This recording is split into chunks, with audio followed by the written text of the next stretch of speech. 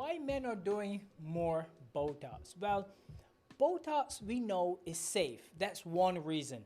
If we know it's safe, then men in general are going to be more apt to have it done. The safety parameters are there.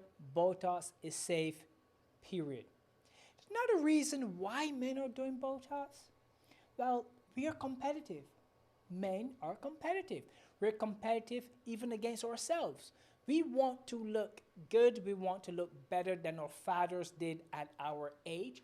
We want to look better than our buddies. We want to look good for our spouse and our partners. We're very competitive. So when we see lines, when we see frowns, when we see shadows, we may not know why, but we know we want to get rid of it.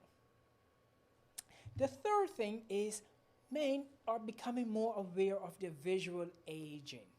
Everyone is talking about beauty. We're looking at images all over. Every YouTube channel, TikTok, social media, we are looking at people and their age, and we're judging their age based upon our age.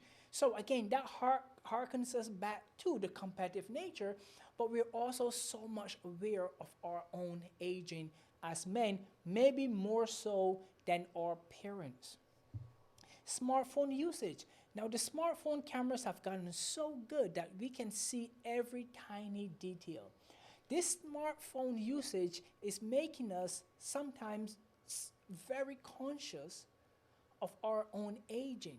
And sometimes that can be a detriment because we become insecure. However, it's not necessarily a bad thing.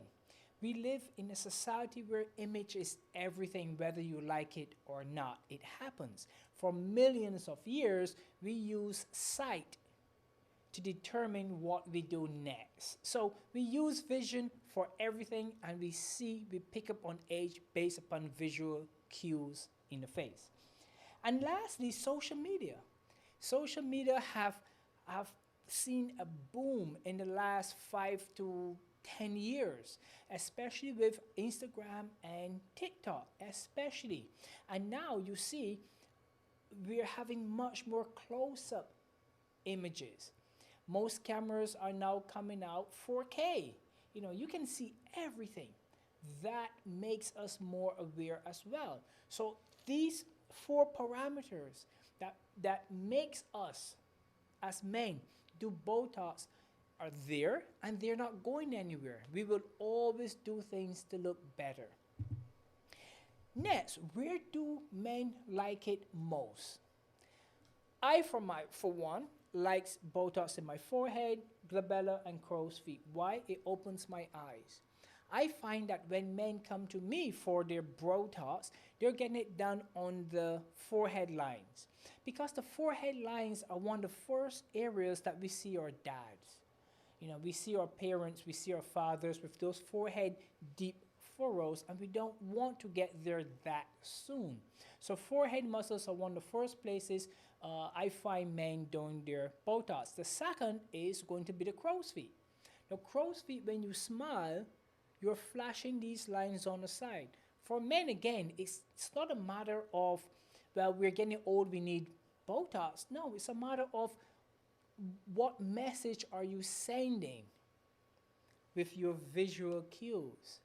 So the message you're sending is either age or not. Whether we like it or not, we are always sending messages from our body language and our visual cues.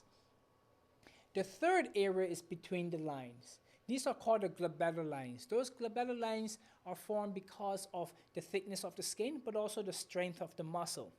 So between those two, those lines can get very, very deep. So a little bit of Botox in the glabellar zone allows the eyebrows to rise, opens up those creases, and allow the skin in between the creases to heal, become re-epithelialized, meaning more skin grows, and so it becomes thicker and you see less of the lines. Botox lasts in general anywhere between 3 and 5 months. We can create many different looks when we're doing Botox. We can either look frozen or we can look relaxed. It's really up to you. Some people prefer to be frozen as long as it's natural.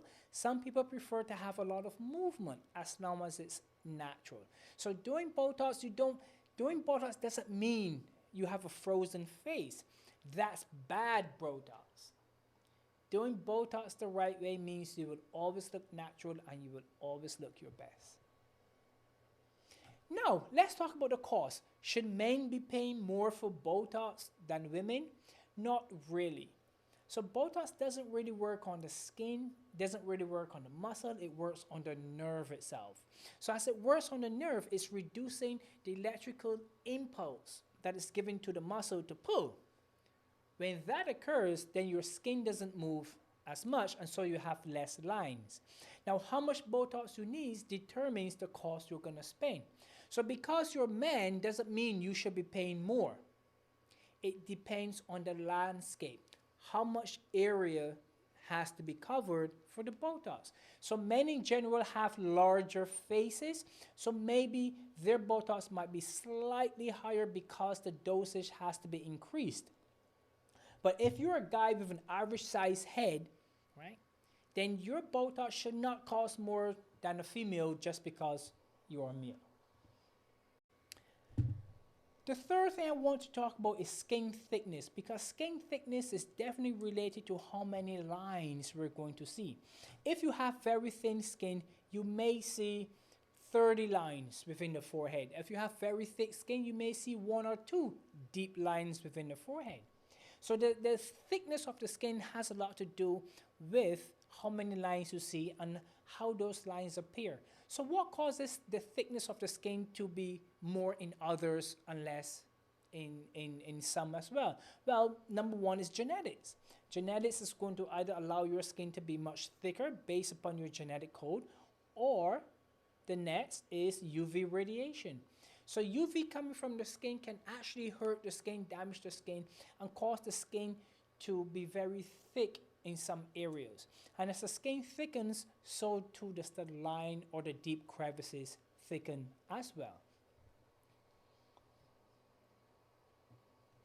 One other area that makes men do Botox more is the receding hairline.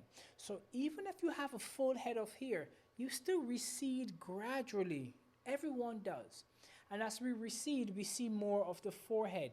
As we see more of the forehead, we see more of the lines that are on the forehead. So this receding hairline also pushes us to have the treatment done. So we know it's safe. We know that more men are doing more of the Botox. We know that there's no real harm in doing it, and that we will always be doing things to look our very best. Thank you for listening to Cafe Aesthetics. I hope you enjoyed. I hope you had a lot of helpful information. Don't forget to follow us for more information and insightful content on all things beautiful.